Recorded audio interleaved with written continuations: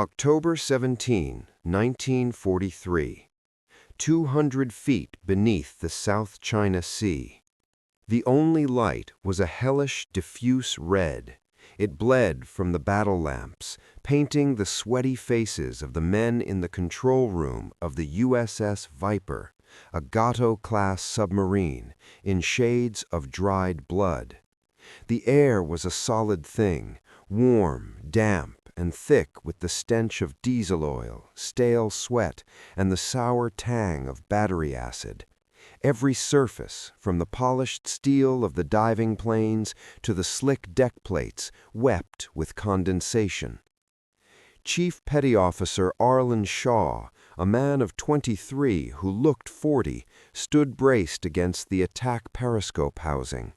His ears, tuned to the symphony of the boat, filtered the constant drill, the electric hum of the motors, the hiss of high-pressure air lines, the low thrum of the pumps circulating water no one dared waste. His eyes were fixed on the depth gauge, the needle holding steady. But it was his skin that told the real story. He felt the Viper breathe around him, a long, slow creak from the pressure hull, a shudder through the deck plates as a circulation pump cycled. They had been on station for 38 days. The world above, with its sun and wind and empty horizons, was a fading dream. Here, inside this 300-foot steel tube, was the only reality. A reality of noise, smell, and the immense silent pressure of the ocean just beyond an inch of welded steel. Forward, in the torpedo room, Seaman First Class Danny Ricci lay in his top bunk, a canvas cot slung just inches below a nest of pipes. He wasn't sleeping, he was listening. The man in the bunk below him coughed, a wet, ragged sound that had gotten worse over the last week. 2 feet away, another crewman muttered in his sleep. Danny's world was this: the faint green glow of a gauge, the curve of a dormant Mark 14 torpedo's bronze flank, and the oppressive closeness of 80 men sharing air they had all breathed 100 times before. He stared at a photograph pinned to a beam, his girl, Betty, smiling on a sun-drenched pier, and tried to remember what sunlight felt like on his face. The memory was slippery, stolen by the perpetual red twilight. The morning watch changed not with light, but with sound. A low electronic buzzer cut through the ambient noise, followed by the soft, tired scuffle of boots on deck plates as men swapped places at their stations. For Danny Ricci, the day began not with a wash, but with a ritual. He swung down from his bunk, his muscles stiff from the damp cold that seeped up from the hull, and joined the line for the head. The fresh water allowance was a cruel joke, 2 cups a day for drinking and brushing. Washing meant a quick, brutal swipe with a rag dampened in icy salt water from a special tap, the brine leaving an itchy, crystalline film on the skin. Shaving was an ordeal of dragging a blade across soapy skin without mirrors, trusting feel alone, often resulting in tiny nicks that stung fiercely in the salty air. Back in the control room, Chief Shaw monitored the dive. The captain, Lieutenant Commander Thorne, a man with a perpetually calm voice that seemed to absorb panic, stood beside him, studying the charts. "Keep her steady at 150, Chief," Thorne murmured, his eyes not leaving the plotting table, where their position was a tiny, uncertain mark in a vast, empty blue. "We'll come up to periscope depth at 0800 for a look-around. Let's hope the sky is empty." The routine was the religion. Every man had his station, his checklists, his part in the delicate ballet of keeping the Viper alive and hidden. A motor machinist's mate, covered in black grease, performed a meticulous, deafening adjustment on a roaring diesel engine in the aft compartment. An electrician traced a fault in the labyrinth of wiring behind the switchboard, his fingers moving with precise familiarity in the cramped dark. This was not a ship that forgave errors. A misaligned valve, a missed reading on the CO2 scrubber gauge, a single moment of inattention on the diving planes, any could be the first, irreversible step towards the long, crushing descent to the bottom. At 0755, the gentle world of routine shattered. "Captain to the con!" The talker's voice, trying for calm, cracked with tension. Lieutenant Commander Thorne was already moving, sliding into the periscope well as the hydraulic motor whined, raising the slender tube. He pressed his face against the eyepiece, his hands gripping the handles. For 30 seconds, the control room was silent, except for the soft hiss of the periscope breaking the surface. Then Thorne's voice, low and deadly flat. "Down periscope. Sound, contacts, bearing 180, multiple screws, merchant convoy, 3 escorts, a Matsu-class destroyer on the port flank." A current of electric tension replaced the stale air. The boat came alive with a different energy. The drowsiness of the long patrol was gone, burned away in an instant. Battle stations, silent running. The command over the 1MC was a whisper that roared through every compartment. Men moved with a swift, silent purpose they had drilled 1,000 times. The thrum of the electric motors softened to a near inaudible whisper. Every non-essential circuit was shut off. Fans died, plunging the boat into a deeper, hotter silence. You could hear the ticking of a watch, the pounding of your own heart. In the torpedo room, Danny Ricci and his crewmates became extensions of the weapons. Hands flew over controls, opening outer doors, flooding tubes.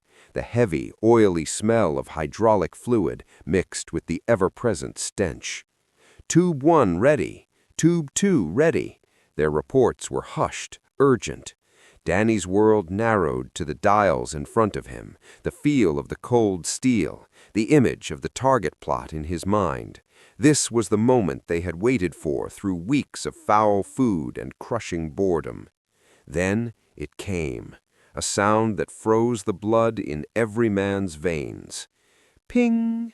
It was high-pitched, metallic, and resonant.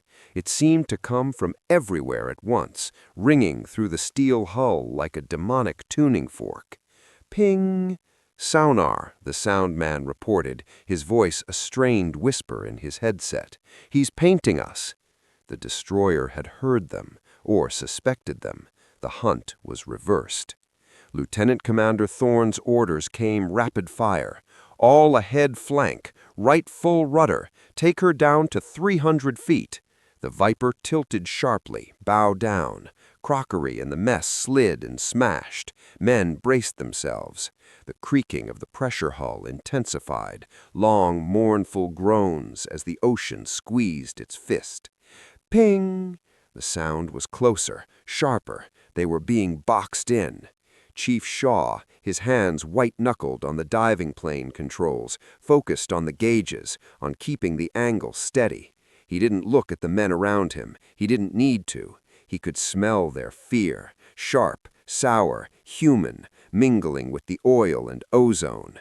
It was the smell of the boat itself, holding its breath. Then a new sound, a distant, ominous plunk, plunk, plunk from above, like heavy stones dropped into a well. Depth charges. They were being marked. Seconds stretched into lifetimes. Danny Ricci, pressed against his torpedo tube, found himself mouthing a prayer he thought he'd forgotten. He looked at the sweating face of the man across from him, a kid from Iowa named Finn. No words passed between them, just a look, a recognition. Then the first depth charge hit. The world broke. It wasn't a sound. It was a physical force, a colossal metallic whoomph that struck the port side aft. The Viper was kicked sideways like a toy. Lights flickered and died, plunging the control room into the hellish red dark before the emergency circuits clawed back a dim, failing glow. Every man was thrown from his feet. The crash of falling tools, the scream of tearing metal, and a sudden terrifying hiss of high-pressure air filled the space. Danny Ricci was slammed into the bulkhead, his shoulder exploding in pain. A pipe above his head ruptured, spraying stinking, oily water in a jet. "Plug that leak!" the torpedo officer roared, his voice barely audible over the alarm bells now clanging through the boat. Men scrambled in the semi-darkness, hands fumbling for wrenches, stuffing mattresses from bunks into the gap as the cold Pacific Sea tried to force its way in. In the control room, Chief Shaw pulled himself up by the diving station. "Report, damage report." "Portside aft, minor breach in the pump room, crew containing it. Motor room reports electrical fire, suppressing. Pressure hull integrity holding." The words came in staccato bursts over the clamor. But the worst sound was the new one, a deep, rhythmic pop groan from the stern. A strain, something vital was damaged. Before anyone could process it, the second depth charge exploded. Closer, directly overhead. The concussion was a hammer blow to the skull. The entire submarine flexed, a gauge on the bulkhead shattered, glass spraying across the plot table. The deck plates beneath them seemed to buckle upward, then settle with a shuddering moan. A sailor vomited where he stood, the acrid smell instantly mixing with the smoke now snaking from an electrical panel. Lieutenant Commander Thorne, blood trickling from a cut on his forehead, gripped the plotting table. "All stop. Rig for ultra-quiet." His order was a gravel whisper. The electric motors whined down to nothing. The crew moved like ghosts, shutting down everything, even the damage control pumps. The only light now was from battery-powered battle lanterns, throwing monstrous, swaying shadows on the curved walls. Silence descended, deeper than any before. A silence punctuated by the frantic drip of water, the hiss of a steam line, and that ominous pop groan from the stern, and the waiting. They could hear the distant fading screws of the destroyer circling above. They were a wounded animal, lying still in the deep grass, hoping the predator would lose interest. In the thick, unmoving air, another enemy awoke. The CO2 scrubbers, damaged in the blast, were failing. With no circulation, the air grew heavier, more toxic. Men began to breathe in shallow, deliberate gulps, their heads throbbing. They looked at each other in the eerie light, seeing the shared knowledge in every pair of wide, white-rimmed eyes. They were trapped in a leaking, airless steel tube, 300 feet down, with a hunter listening for their heartbeat. Chief Shaw wiped sweat and oil from his eyes, his gaze fixed on the depth gauge. The needle was creeping, not down, but up. They were losing buoyancy. The Viper, wounded, was beginning a slow, involuntary ascent toward the surface and the waiting guns above. Time lost all meaning. It was measured in heartbeats, in the slow, relentless creep of the depth gauge needle, and in the distant, cyclical thrum of the destroyer's screws passing overhead. Swish, swish, swish, then fading, then growing again, a deadly, patient orbit. In the torpedo room, the only light came from a single battle lantern. Danny Ricci held a pressure pack against the weeping seam in the hull, his arms burning with fatigue. The water was icy, numbing his fingers. Next to him, Thin worked a wrench on a valve, his breath coming in ragged, audible gasps. The air was turning foul, a palpable soup that made thought sluggish. Danny's head pounded with a building CO2-induced ache. He found himself staring at the warhead of a torpedo, its cold, dormant potential, a stark contrast to their own creeping helplessness. In the control room, Lieutenant Commander Thorne calculated their doom with a terrifying calm. The slow ascent was irreversible. A ruptured ballast tank or a compromised trim line was bleeding off their precious negative buoyancy. They could hear the enemy above, pinging intermittently, a lazy, searching stroke. To blow the tanks and try to run would be suicide. The noise would pinpoint them instantly, and a wounded boat couldn't outrun a destroyer. To do nothing was to offer themselves up on the surface, a sitting duck. Chief Shaw's mind raced through the mechanical anatomy of the boat. That pop groan from the stern. "Captain," he said, his voice a dry rasp, "the stern planes, the hydraulic lines must be severed. They're stuck in an up angle. That's what's dragging us to the surface." Thorne's eyes met his. The solution was as terrible as the problem. "We need to manually retrim the boat from the outside." A silence heavier than the ocean's pressure filled the control room.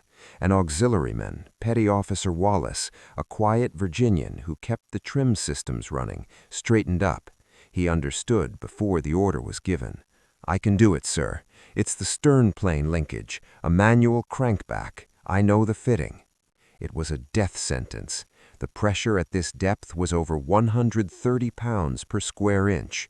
The escape trunk was a one-man coffin.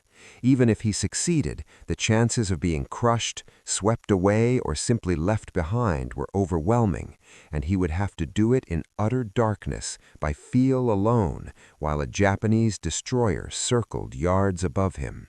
Thorne held the man's gaze for a long second, a lifetime of understanding passing between them. He gave a single slow nod. "Godspeed, Wallace." The procedure began with a haunting slowness. Wallace stripped to his underwear, greasing himself to help fit into the narrow escape trunk. A safety line was tied around his waist, a thread of hope against the abyss. The inner hatch clanged shut behind him, sealing him in the tiny flooding chamber.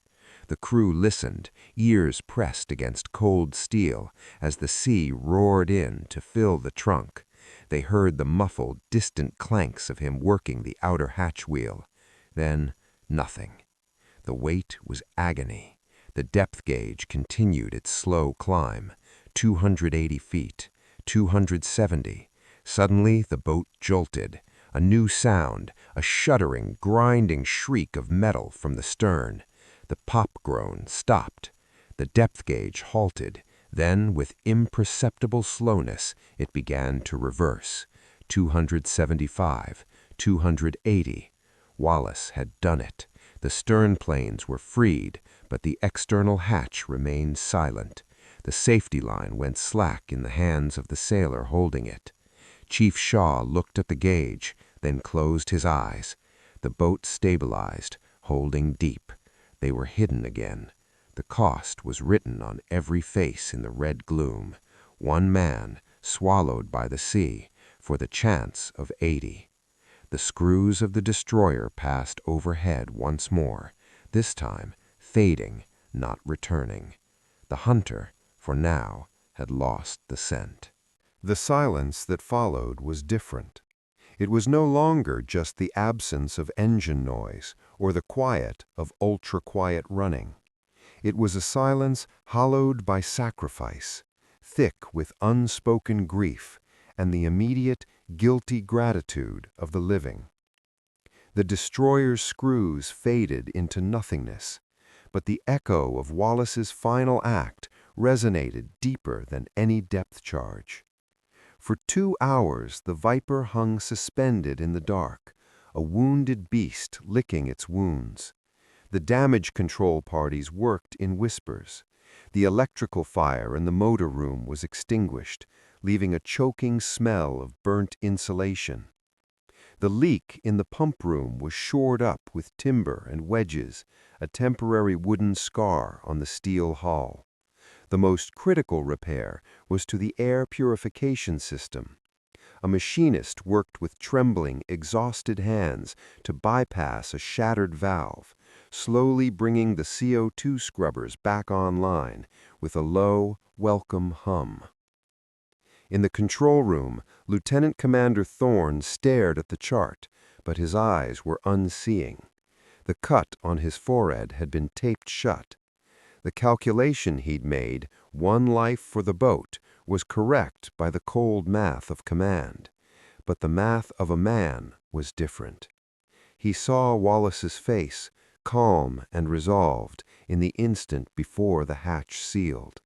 That face would join the others in the private gallery of his command. Chief Shaw felt the boat stabilize beneath his feet, a testament to Wallace's success.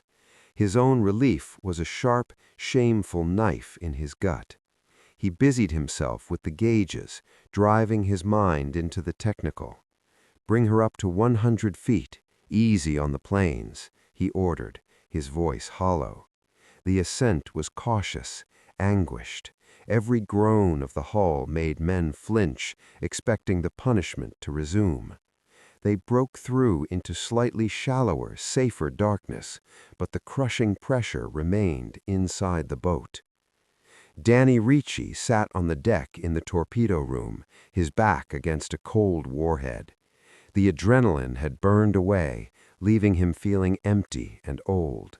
He looked at his hands, scraped and oily.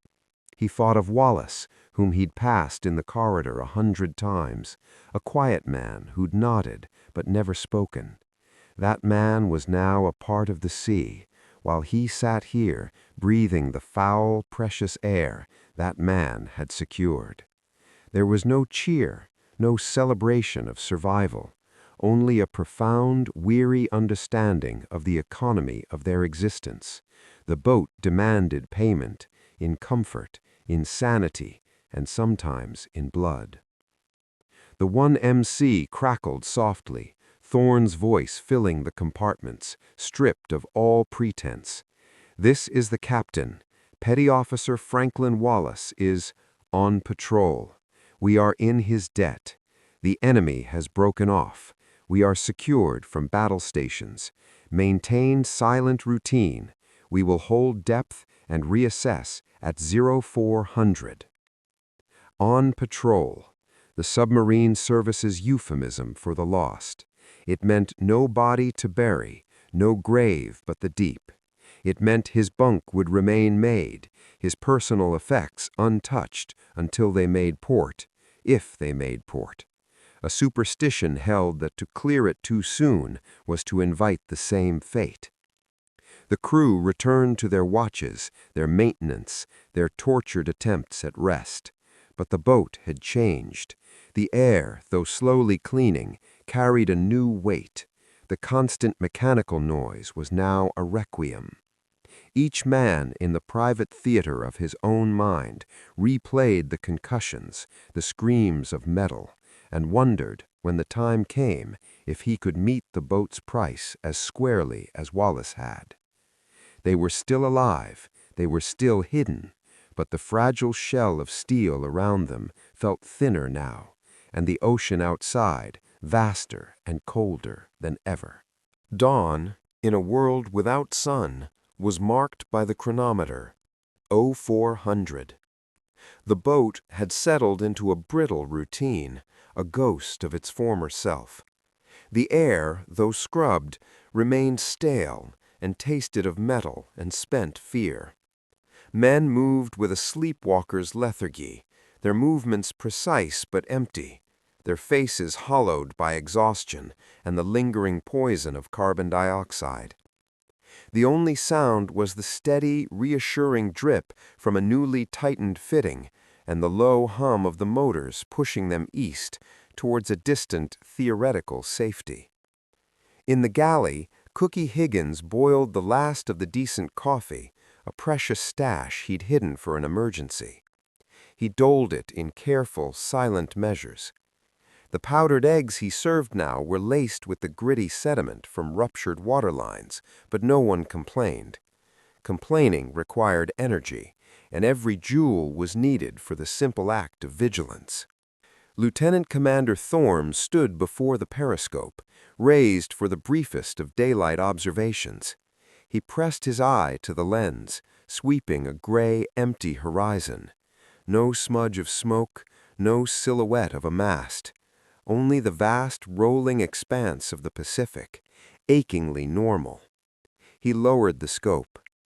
"All clear," he announced, and the words carried a weight of temporary, fragile relief. "We'll hold course. Radio room, prepare to send a brief contact report on the next scheduled window. Request medical advisement and casualty notification." The last two words were stones dropped into still water. In the aft torpedo room, now doubling as a sick bay, pharmacist's mate Jenkins tended to the wounded. Two men with concussions from the blasts, their pupils uneven. Another with a deep gash in his forearm from flying debris, stitched with catgut in the swaying light. Jenkins' own hands shook, but his touch was steady. The true injury, he knew, was unseen.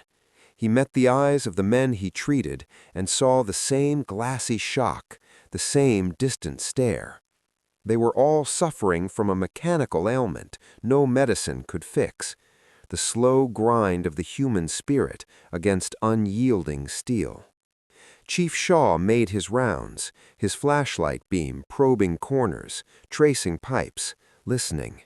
The Viper was singing a different song now, a faint, persistent whine from the starboard reduction gear that hadn't been there before, a new vibration in the deck plates at certain speeds. The boat was a patient that had survived major surgery but was running a fever. His logbook entries became longer, more detailed, a mechanical epitaph for a dying machine. He stopped by the escape trunk, the sealed hatch cold under his palm. He didn't linger. For Danny Ricci, the event had crystallized into a single searing memory, the feel of the safety line going slack in his hands after they'd hauled it back in, empty. He found himself assigned to clean and check the starboard torpedo tubes, a maintenance ritual. As he ran his rag over the cold bronze of the inner door, his mind superimposed an image. Franklin Wallace, alone, in the crushing, black, icy water, turning a wrench with his last ounce of strength. The torpedo in the tube was a weapon of violence, delivered from a distance. Wallace's sacrifice had been a weapon of salvation, delivered in intimate, terrible contact. Danny understood the war now, in a way no training film could ever convey. It was fought here, in these inches of steel, with tools and silence and the willing human body as the final spare part. A soft ping echoed from the sonar room, followed by the soundman's calm report. "Contact, bearing 090, long range, faint, biologics, likely whale." The crow tensed for a moment, relaxed. A whale, a creature of their depth, living freely in the element that was their prison and their tomb.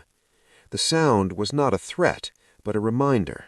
Life, immense and oblivious, went on above them, below them, around them.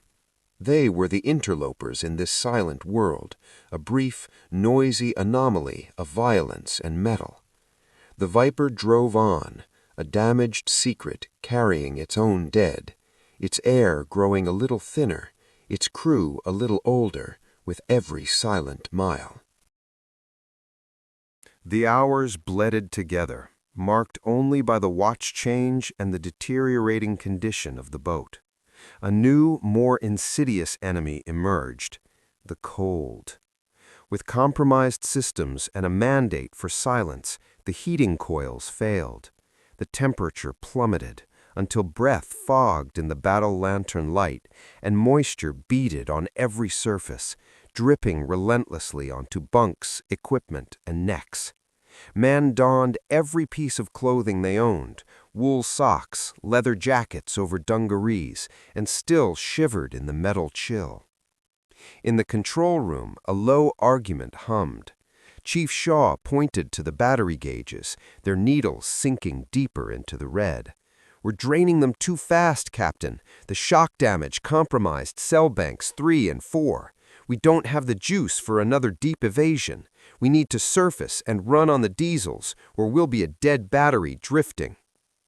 Lieutenant Commander Thorne studied the charts, then the chronometer. "Nightfall in 3 hours. We'll surface then. Radio needs that window to transmit."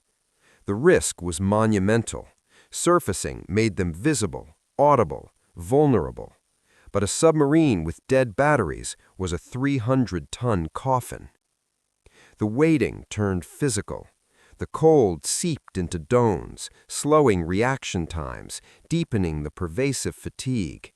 In the crew's mess, men huddled for shared warmth, hands wrapped around cooling cups of now precious coffee. Conversations were monosyllabic, strained. The bravado and dark humor that usually sustained them had been stripped away by the depth charges and the silent, empty safety line. They were raw nerves in a freezing shell. Danny Ricci's watch station was now in the forward battery well, monitoring the failing cells. The smell here was acrid, a hint of chlorine gas, a warning sign of saltwater contamination that could spell a catastrophic bubbling death. His job was to watch for bubbles, to sniff the air, to report the first sign of the cells gassing. The tension was a different kind than the attack. This was a slow chemical countdown measured in amp hours and the faint, dreaded scent of bleach. At 1900 hours, with the ocean above a theoretical cloak of darkness, Thorne gave the order. "Surface the boat, man the deck gun, all ahead standard on diesels, lookouts sharp as razors." The sequence was a roaring, violent rebirth. High-pressure air screamed into the ballast tanks, blowing out thousands of gallons of seawater. The Viper broke the surface with a great shuddering lurch, wallowing in the swell. The hatch flew open, and a torrent of fresh, freezing, clean ocean air flooded into the control room, so shockingly pure it made men dizzy. The lookouts scrambled up into the conning tower, into a world of night, stars, and howling wind. For those below, the noise was salvation and terror. The twin diesel engines roared to life, a sound so loud and vibrant after the days of whispers that it felt like the beating heart of the world. They were moving, charging their batteries, gulping air. But with the roar came exposure. On the bridge, lookouts swept the horizon with binoculars, their eyes straining against the dark, knowing every minute on the surface was a minute in the crosshairs. Below, Chief Shaw watched the battery gauges begin their slow climb. It wasn't fast enough. They needed hours they might not have. The officer of the deck's voice echoed down the hatch from the bridge, tight with controlled alarm. "Radar sweep, bearing 270, intermittent." They were being painted. Something was out there in the dark. The roar of the diesels, moments ago a symphony of power, now sounded like a death rattle. On the bridge, the wind tore at Lieutenant Commander Thorne's parka as he swung his binoculars toward bearing 270. Nothing but black waves and star-strewn sky. But the intermittent radar pulse, a faint electronic ghost on their primitive warning receiver, was a modern monster their eyes couldn't see. A surface ship, likely a picket, probing the night. "Clear the bridge! Dive! Dive! Dive!" Thorne's command was ripped away by the wind, but the klaxon's frantic blare below was unmistakable. The lookouts tumbled down the hatch in a practiced avalanche of limbs and fear. Thorne followed last, pulling the hatch shut with a final sealing clang, the world of fresh air and stars vanishing. The dive was a controlled crash. "Take her down! Make your depth 200 feet! Emergency speed!" The roar of the engines cut off abruptly, replaced by the high-pitched whine of the electric motors at flank speed and the deafening hiss of water flooding the ballast tanks. The Viper's bow angled down sharply, throwing men against bulkheads. In the control room, Chief Shaw fought the diving planes. The boat, still heavy and unstable from the earlier damage, was sluggish to respond. "Radar contact fading," the talker reported, his voice tight. They were disappearing from the enemy's screen, but they were making a cacophony of noise in the process. Every pump, every straining motor was a beacon for a listening sonar operator. "Level off at 200, Thorne ordered, his eyes glued to the depth gauge. The needle passed 150, 175, 190. A new sound cut through the din, not a ping. A rapid metallic click, click, click, like a Geiger counter of doom. "High-speed screws," the soundman shouted, abandoning radio procedure. "Destroyer, bearing 275, closing fast. He's got our dive point." They had been seen. The radar had been a preliminary touch. Now the hunter had turned and was sprinting directly for the ripples they'd left on the surface. "Right full rudder, all ahead flank, launch decoy." The orders came in a desperate stream. A metallic thump reverberated through the hull as a mechanical decoy, a noisemaker designed to simulate a submarine, was ejected from a stern tube. It was a pathetic trick, a piece of chaff against a hawk. The crew braced themselves. This was it, the run, the final desperate attempt to get out from under the kill zone. The destroyer's screws became a deafening rhythmic thrum, thrum, thrum directly overhead. Then the sounds they had been waiting for in their nightmares. Plunk, plunk, plunk, plunk. 4 charges rolled off the rails, a tight pattern. "Brace for depth charge!" The warning was a formality. Every man knew. Engineers wrapped arms around pipes. Cookie Higgins curled in a corner of his galley, clutching a cast-iron skillet like a talisman. Danny Ricci, back at his torpedo station, pressed his forehead against the cold bronze of a torpedo tube, his lips moving in silent, frantic repetition. The first explosion was a massive, jarring slam to the starboard side. Lights flickered. A shower of cork insulation rained from the ceiling. The second was closer, a world-ending bang that slammed the boat upward, then dropped it like a stone. Men were thrown to the deck. A water main burst in the forward compartment, spraying a jet of icy sea. Before the ringing in their ears could fade, the third and fourth charges detonated in a simultaneous, apocalyptic double punch. The world went white, then black, then red. The sound was beyond sound, a fundamental rearrangement of the universe.